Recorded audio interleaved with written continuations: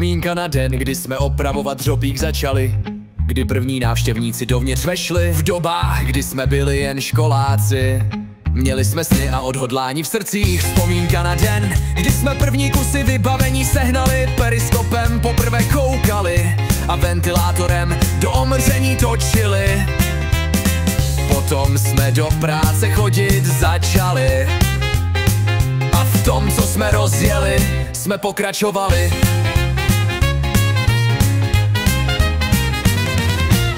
Stožár jsme styčili do nebe, vlajka vlaje, jsme tady, přijeďte. Otevřeli jsme dveře do historie pro všechny, kdo chtějí víc než sny. Už je to 25 let, muzeum žije, minulost ožívá zpět. Dotkni se historie, uslyš její hlas. 25 let, jsme tu pro vás.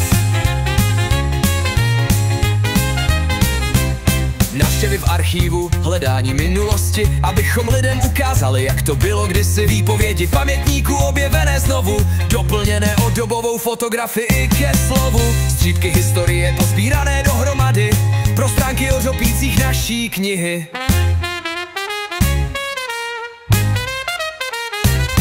Když jsme pochopili, jak oživit starý čas, slovy i dotekem v nás. Každá zeď, každá stopa v záhozu a kameni vypráví příběh, co se nikdy nezmění. Celé rodiny i skočárky na prohlídky chodí a s helmou na hlavě se za kulometem fotí.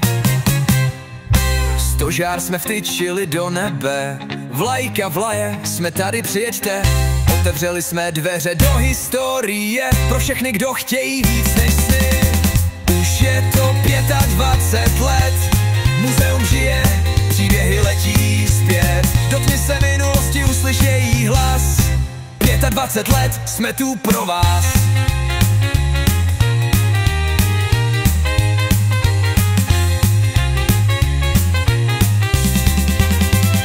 Hej, hej, 25 let to srdcem děláme. Hej, hej, dřopík otevíráme.